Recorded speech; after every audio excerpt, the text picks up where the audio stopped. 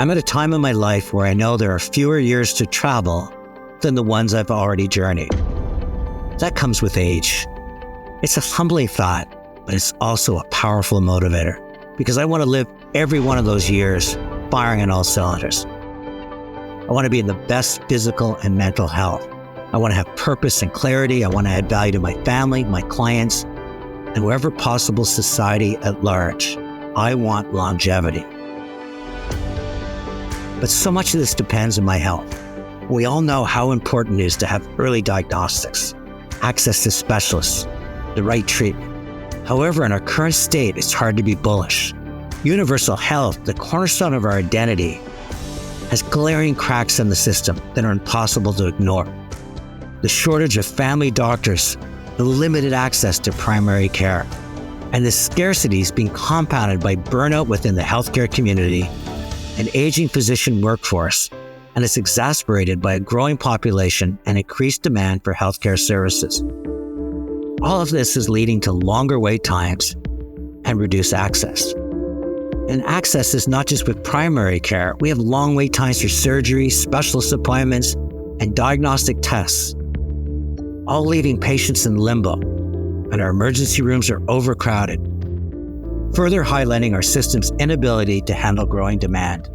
And what you'll soon learn is that the biggest problem in our system is that it's set up to be reactive versus proactive. Everyone starts focusing on detecting the disease. How do you manage the diseases? There's no one focusing on how do you prevent the disease? How do you predict this disease even happening in certain people? Today you'll hear about bold action that will work to increase our longevity, to live longer and healthier. Bold action that combines cutting-edge science, AI, and entrepreneurs who are not afraid to challenge the status quo. And my guest today is one of those entrepreneurs. His name is Dr. Anmol Kapoor. When a patient comes to me, I try to look at every angle possible because I only may have 5 minutes. So those 5 or 10 minutes I have, I want to make sure the maximum impact I can do with the available resources I have. Dr. Kapoor's journey is a remarkable one. He was born in India. Dad was a pharmacist, so he's always around the healthcare world. But he chose to pursue his medical studies in Siberia, Russia, continued his training in Canada, and later at the Cleveland Clinic, specializing in vascular medicine and preventative care. He's based in Calgary. He's not just a cardiologist, he's an innovator. He's the founder of BioAro and is leveraging AI, blockchain, and genomics to move healthcare from a reactive model of treating disease to a proactive model of personalized preventative care. Precision Health. Hi, it's Tony Chapman. Thank you for listening to Chatter That Matters, presented by RBC. If you can, please subscribe to the podcast, and ratings and reviews, well, they're always welcome and they're always appreciated. Dr. Kapoor is proof that one person can make a profound difference to how we all approach our health and our longevity. Dr. Anmol Kapoor, welcome to Chatter That Matters. Thank you so much for having me, Tony.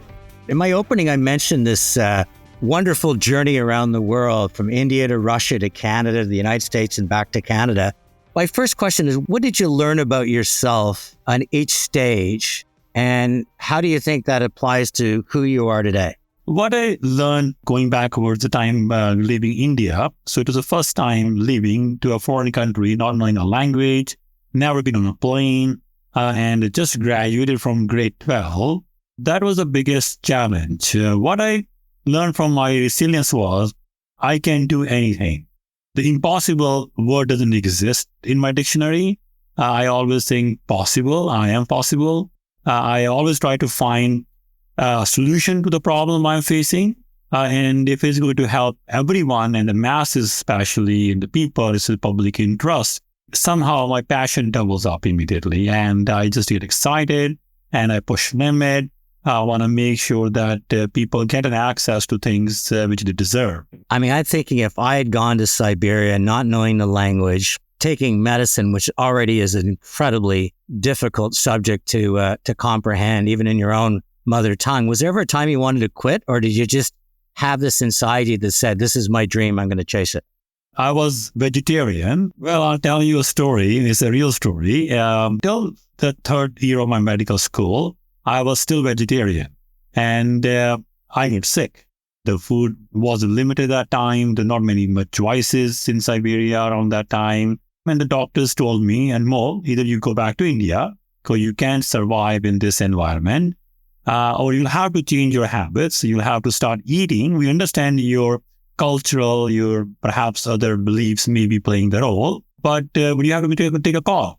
If I go back to India, what do I go back to India, to my mom and then my parents, that I quit. Obviously, I tell my parents that they will understand. So I changed my diet a bit, start to follow proper nutrition around that time, and I never got sick. Proud that I stood up to the challenge. I didn't quit. As a young man studying in these different cultures, what did you learn about the healthcare systems from your home country? I know your dad was a pharmacist, to what you observed in Russia, Canada, United States. I mean, what was the good and the bad and the ugly? Because we all have our own biases and beasts with our healthcare system. I'm just curious what you observed. We all have biases. 100% agree with you. But from my perspective in India, doctors are considered next to God. People treat them the way, and sometimes this trust get exploited by human doctors, and then leads them to the wrong path, sometimes profiting from wrong information, selling the wrong things, and many things play a role in the commercial businesses and ventures. Going to Russia, something I learned was that the health record system, the value of the health record is so important. During those Soviet times, everyone was given a health record in their hand. And I do remember patients were coming in, even older ladies or the patients or men are coming in 70s or 80s, they would carry a big stack of paper from their birth. Everything inside, their x-rays, their immunizations, their drugs, whatever has been done in their history, it is in their hand. First time that opened my eyes, the value of keeping records. And when I came to Canada, we were really bad here. My first goal was how I could bring in technologies into the health record system so the health outcomes can be better. Provinces in Canada are still struggling. Hospitals among Ontario can't talk each other that efficiently what we can talk in Alberta at least, or in BC, they are struggling still. So there is still challenges. Why do you think back then they put such a value and premium on it? 40 or 50 years later, if I have my math, we're still have provinces struggling with the need to communicate with each other. And as you say, to map out somebody's health journey versus sort of a one-time incident.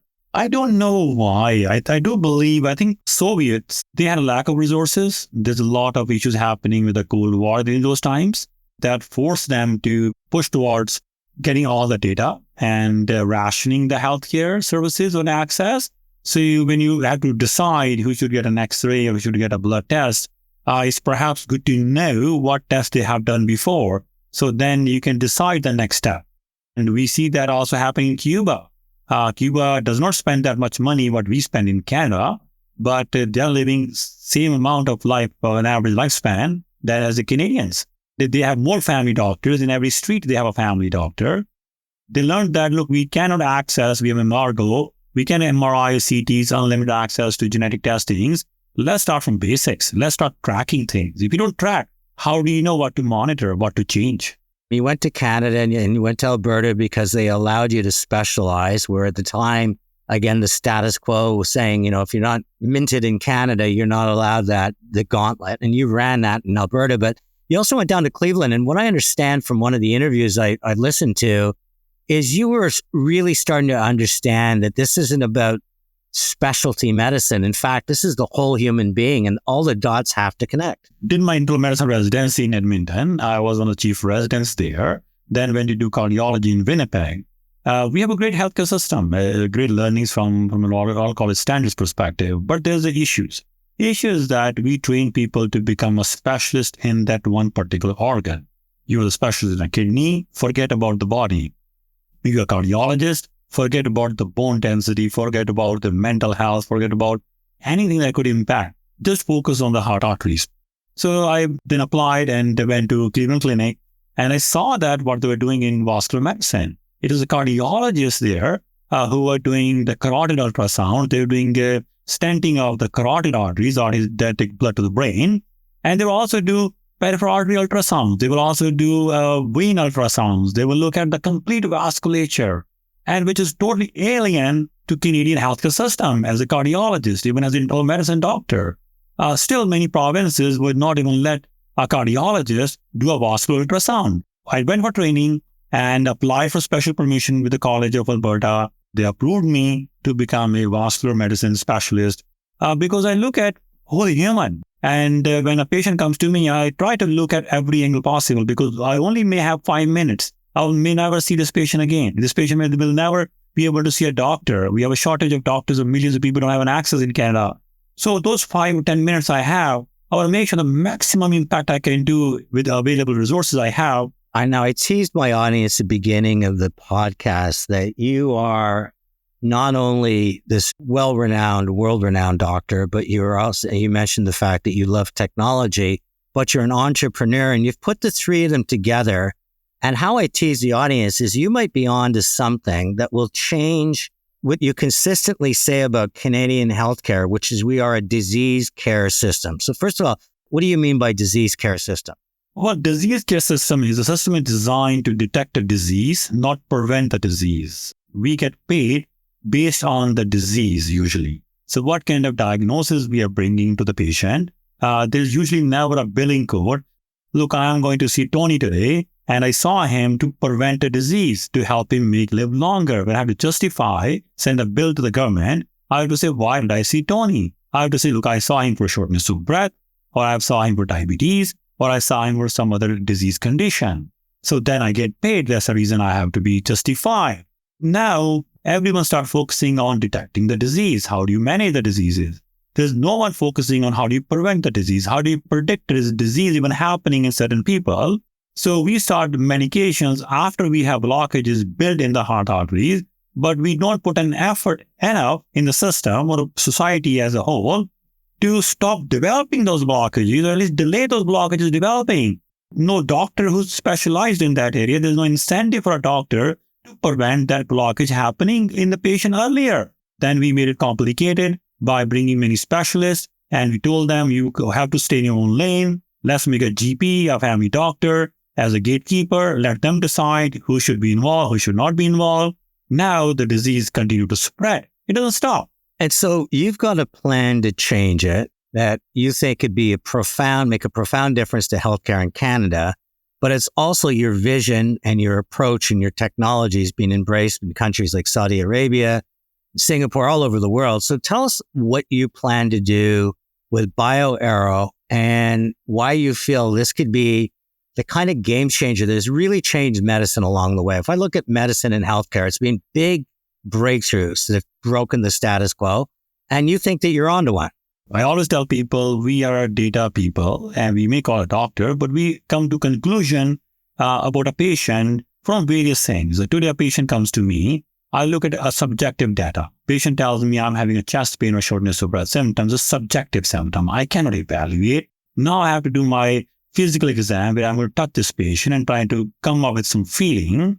Then I'm going to look at the blood data. I'll look at ECG, maybe a stress testing, which is only 70% accurate to start with it. Okay, will this patient have a heart attack? Could he have a blockage in the heart arteries? And depending on my gut feeling, I may be sending him home with the wrong information. 3 out of 10 people in a normal cardiac stress test are giving a wrong report. If I have seen 100,000 people in a year or 5 years' time, I probably gave 10,000 Canadians the wrong information with my best intention. You're a very well-respected doctor. I mean, I just want people to listen that this isn't anything to do with incompetence. It's just to do with the data that's available. Exactly. Doctors are not wrong. Doctors are doing what the data is given to them. And medicine is more an art. So bringing all the things together and trying to figure it out, what is the right approach or wrong approach? We need more data. We need to understand why some people develop blockages, or why some have diabetes, why some have Alzheimer's or ALS, or some cancers earlier than other people. So by just accepting it is not an answer. We should be hunting it out more data. That's where BioAro comes into play. So we need to bring in all these data sets together. So use the power of AI and perhaps quantum science in the future, help our healthcare system and the clinicians, our citizens along the way. So as simple as starting by whole genome sequencing. If we understand the blueprint of our life, at least we know what could be the predispositions. I can give you one example. Some people say, there's no need for whole genome sequencing or DNA testing. This is a useless test and let's wait for the disease to happen. Most of the time, when we do physical examination, annual exam, all of us go see a family doctor. What they do? They do traditional blood tests. Hemoglobin, CBC, electrolyte, A1C, lipids, thyroid, PSA, and they do physical examination, maybe an ECG. But I know honestly, and many doctors will agree, that rarely a family doctor has caught any serious cancer by regular physical examination. Nothing wrong with the physical exam, but the approaches has been wrong. If a doctor doesn't know my risk of Alzheimer's, how do they make a plan to check for special antibodies or special proteomic testing to monitor and at least refer me to a neurologist or a specialist? They will just say, Anmol, you're good, you can go home. We didn't know that genomics, as simple as a gut microbiome, plays a huge role. There's pathogens have been detected that link to heart diseases, diabetes. We know that the gut-brain axis is true. We have a gut feeling? Yes, true, because we have a second nervous system in our stomach called enteric nervous system. It is as complex as the brain nervous system. If you can implement a healthcare as a foundation, every human in Canada, every Canadian gets a whole genome sequencing. Now we know what predisposition they have. So we can tell the doctor to make a proper health plan for them, so have a proper annual physical exam for them, so we can catch the disease early on. If we can deploy cell-free DNA testing, we can pick up preclinical cancer cells very early on before the cancer shows up on your MRI or CT scan. We can also follow cancers with the cell-free DNA testing regularly. In many scenarios has been proven to be very helpful and successful. We can use gut microbiomics to tackle depression and mental health disorders, IBS, irritable bowel syndrome. And we have seen this data coming out, but people cannot have access to. So that's what's lacking. A drug perspective, pharmacogenomics, we know which drugs are good or bad for me or for someone else. If you want to create some wealth, the earlier you start, the better. I really think the same thing applies to health. And people want to know as early as possible, what do I need to do in the health space? Canadians, our clients, we're seeing it. They're right there. They want to be involved, and we're excited. That's the voice of Mike Scott. He's the Senior VP, Managing Director of RBC Dominion Securities. Later in the show, he's going to join us to explain how health and wealth has to go hand in hand. Coming up next, I'll ask Dr. Kapoor just how much this revolutionary way of handling our healthcare in Canada is going to cost us. Hi, this is Tony Chapman. I want to talk to you about what RBC Wealth Management is doing to support healthy aging. Old age is becoming old news. We're living longer, and planning for our future means we need to integrate health, wellness, and our financial matters. RBC Wealth Management is partnering with leading experts and organizations like the MIT Age Lab, the National Institute on Aging, the Women's Brain Health Initiative, Elder Caring, and the Women's Age Lab. Why? To provide you with comprehensive resources covering every aspect of you aging well. This includes support for your physical and mental health, caregiving, maintaining financial stability, and preparing for later life health issues, ensuring you can age safely and comfortably, and ideally in your own home. With RBC Wealth Management, you create a personalized plan that adapts as your needs change, giving you peace of mind and security. Visit rbcwealthmanagement.com and learn more about healthy aging and start planning for your future. Healthy aging? Well, that matters to you, to me, and to RBC. To genomic testing and all these amazing technologies are only confined to the richest people on this earth right now. My goal is to make it to get to the masses, make it cheaper and more accessible, and from a global perspective. Today, my special guest is Dr. Anmol Kapoor. His vision is for precision healthcare, making our health a matter of choice, not chance. From being highly reactive and extraordinarily taxing on the system to being proactive.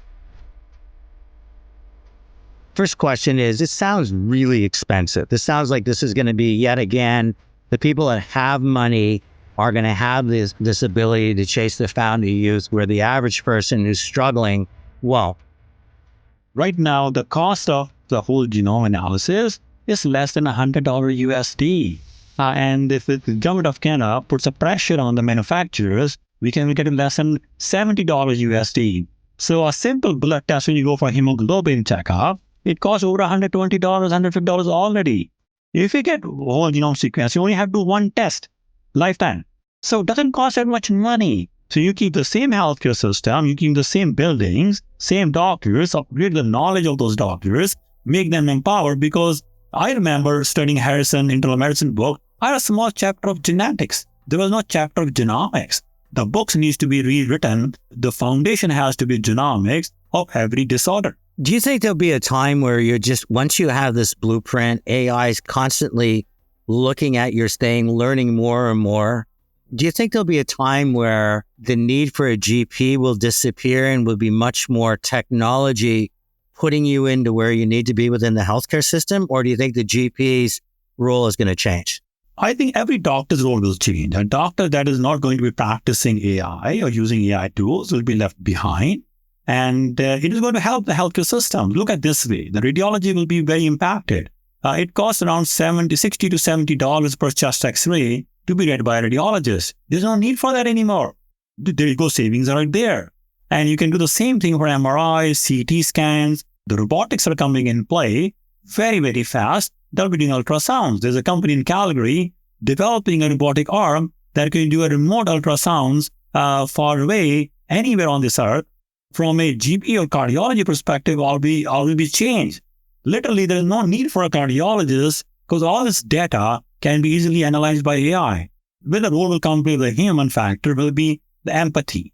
So when we have a human touch. Obviously, AI is a tool, is a guidance to us, because the human behavior is very complex. Canada's falling off the playing field when it comes to being a leading healthcare entity. And why is that? Like, we got people like you, it's so remarkably affordable. What I understand is if everybody did this testing, we could potentially save billions of dollars in healthcare costs and give people much better healthcare because it's much more proactive than reactive. How do we get Canadians to open their mind to possibilities versus seeing other countries that look and say, we don't have the legacy, we don't have the bureaucracy, we don't have the status quo. What we just see is opportunity. You look at Saudi Arabia. Saudi Arabia population is same as the Canadian population. And they have money, resource-rich country. We are a resource-rich country too. And what they're doing is they want to sequence every human by 2030 and get a whole genome sequence done for everyone. That's a goal. I look at British, UK system when going ahead with NHS. They have sequenced 100,000 babies at birth. In Canada, we are bottom of the precision health global landscape. We are the first company or the first group of people in Canada to come up with a precision health conference, a summit of its kind, bringing the change makers, the leaders together to start conversations here. Stop on that point for a minute, because you talk about this precision healthcare conference. When I went through the agenda, everybody's there talking about possibilities. Where every other healthcare conference seems to be about fear and the sky's falling, what I really appreciated about your agenda was it was very future focused. It really was about patient care, longevity, mental health, physical health. Why is that narrative so hard to socialize in Canada? Is it just in our DNA that we like to see all the things that are wrong versus focus on the possibilities of what could be right? Sometimes the fear trumps hope, and I'm a positive person. That's who I am. And also the summit was not funded by any pharma company at all. It was people coming together, many volunteering their time for the summit to happen. There was no agenda there. The agenda was, how can we be better as a healthcare system? What needs to be better in our environment, our buildings, our homes, our apartments, our seniors? We talked about everything because everything impacts the health of a Canadian, including the drugs. Nothing wrong with that because we need that. Because right now, what's happening in the USA, the lifespan is going downward. They hit the peak a few years ago. Canada is not that far away. And in fact, we look fast forward a few years, by 2050, over 2 billion people globally will be above age 65. Are we ready for that?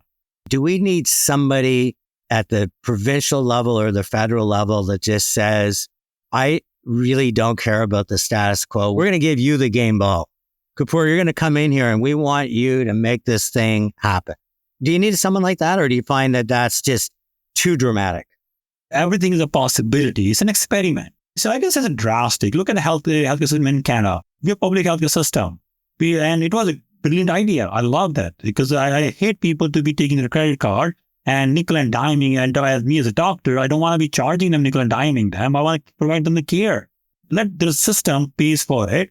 And I should be free to give them the best healthcare service. That should be my goal as a doctor. But somewhere along the way, it became too bureaucratic, too heavy in regulations, and it just started killing the innovations. Canada has to open up.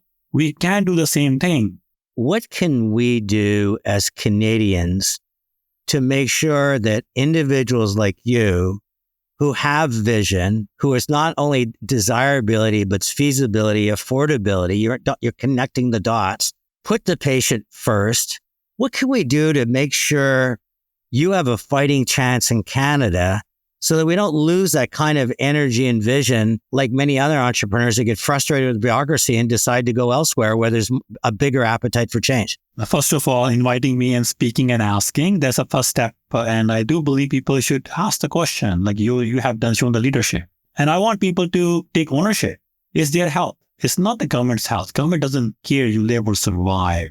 They only care about the bottom line, next quarter, next budget, how much money they have, how much taxes they increase, and where they will the money and how they spend the money, and often mismanage that way. Take control.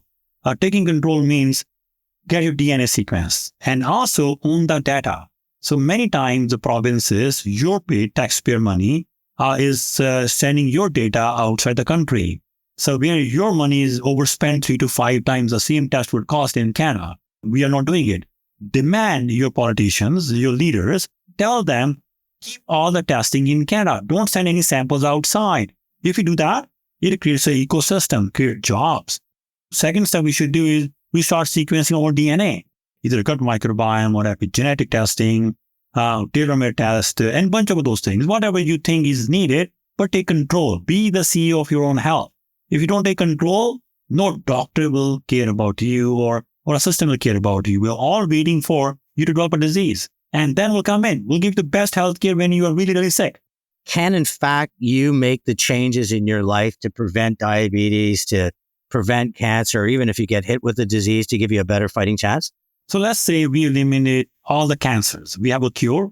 How many years I can add to my life? About 3 years.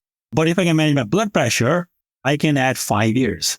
If I don't sit as much, I can start activity, more exercise, lose weight, can add extra 2-3 years. So I can have less chance of diabetes, less chance of heart disease, less chance of stroke. So there you go. We are now eliminating the diseases by just eating the right food, exercising, and being active. We can cure many diseases. I mean, we have done it in genetically. Look at sickle cell anemia. We are now doing clinical trials by stopping the genes that are making high cholesterol in many patients. So it matters when you start preserving your body, start eating the right food, and if you have all the data about your body and how your body is reacting to certain things, environmental factors. If you do that, then we all live longest, the healthiest the longest, more productive, and then we're dead. You know, Dr. Kapoor, I always end with my 3 takeaways. And the first is, I'm glad you learned nothing that's impossible and you did it in an early age. I think the second thing is when you really opened your mind to the fact that individual specialties is not what the human body is about, and all the dots need to be connected. And that brought you into the data and the science and the technology, and all these things that were in your knapsack came pouring out in BioAro. But the final thing is just, we are the CEO of our own health. And it's time we wake up as citizens and say, if we invest in this kind of thinking and approach, and change the healthcare system to be much more proactive versus reactive, we're going to have better healthcare and we're going to live longer and healthier. And that to me is a win for everybody, including the government that's going to see a more productive workforce, costing them less money in healthcare and generating more taxes. We just got to start socializing this message and making sure that more people understand what you're doing at BioAro and why your passion and entrepreneurship has to stay in Canada, because I think we can become a superpower in the marketing of longevity globally. I so appreciate you joining me in Chat That Matters. Thank you so much for having me. Amazing. Really enjoyed it. Joining me now is Mike Scott. He's the Senior VP and Managing Director of RBC Dominion Securities. He's got his hand on the rudder when it comes to their strategic focus and really focusing on what I'd call customized advisory and discretionary wealth management solutions. In other words, he's not selling product as much as he's helping individuals with their journey through life. Mike, welcome to Chat of the Matters. Tony, thanks so much for having me. I think the last time you and I were together, you were putting it to me on the golf course, so it's nice to see you. Funny you brought that up because it was at that time, I think after the game, when we were sitting down having a cold beer, you talked about your vision of bringing more value to your clients. You're saying, it's not just about the preservation of wealth. It also has to be the preservation of health, because you want to march those two in step. You want to live long and healthy.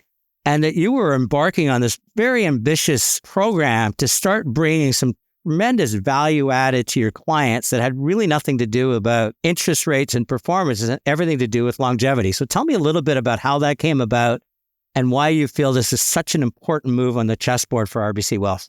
This really came strongly out of Leanne Kaufman, who's our president of Royal Trust, and she had a real passion for this. And I watched her start to go down this path. You're really onto something. Not to state the obvious, but what's the point in us trying to help people to become wealthy or more wealthy if they're not healthy? Everyone associates our world with dollars and cents, or let me call it numbers. We started on a journey 15, 20 years ago, where we went very, very heavily into the planning area of the business. And our planning division is bigger than, all the divisions out there in Canada combined. So we've really been committed to this. It was an interesting starting point because you think about it. We've got 50 lawyers who are doing will planning. You're not talking about numbers when you're doing will planning. We've got a team that helps high net worth business owners with family governance. When you're dealing with family governance, you're dealing with you're not dealing with numbers again. You're dealing with, how do I help my family as we transition? We're starting to hire retirement coaches. Everyone retires. Oh, I've got the number, I've got the money. And then they go, what's my plan? So this was the next part for us. It's helping educate with regards to your health is probably one of the most vital things that we do. It's not just living longer, it's living stronger.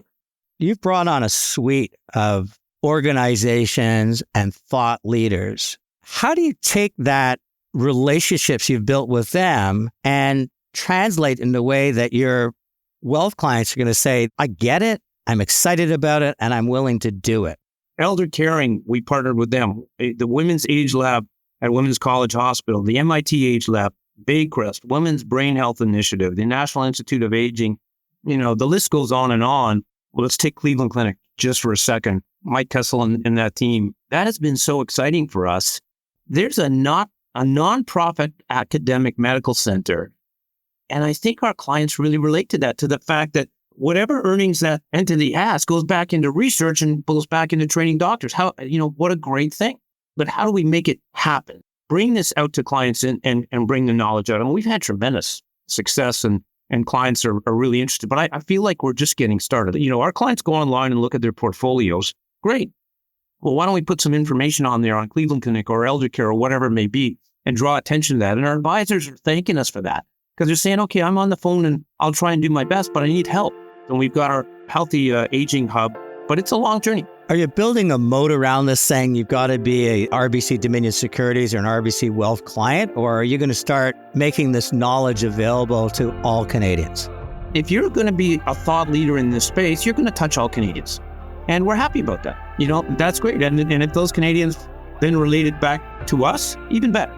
Hopefully everybody realizes we're not making more money promoting healthy living and living stronger and living longer. We just think it's the right thing to do. What are you most proud of in terms of what you've brought both to RBC and ultimately to your clients? I work with another fellow, Dave Agnew, who's our CEO, and the two of us have been together at this. We both started as advisors. We've both been branch managers. From a numbers point of view, hey, listen, we were the same size as some of our competitors at the time. And now here we are 20 odd years later, and we're bigger than the next two and almost bigger than the next 2.5. So we're very proud of where that's gone. So that's the number part of it.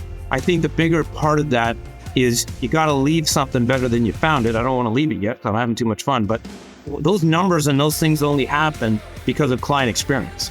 We're leaving our clients in a better position. And that's the part that you get so excited about. An advisor who starts out and gets a client to the point where that client retires and they're so happy and you've accomplished that, what an accomplishment. In my case, it's pinched me. I couldn't have been lucky.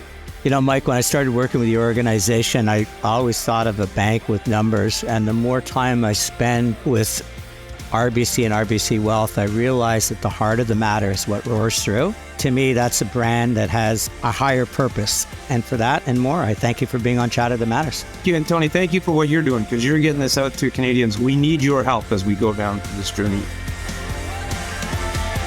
Once again, a special thanks to RBC for supporting Chat That Matters. It's Tony Chapman.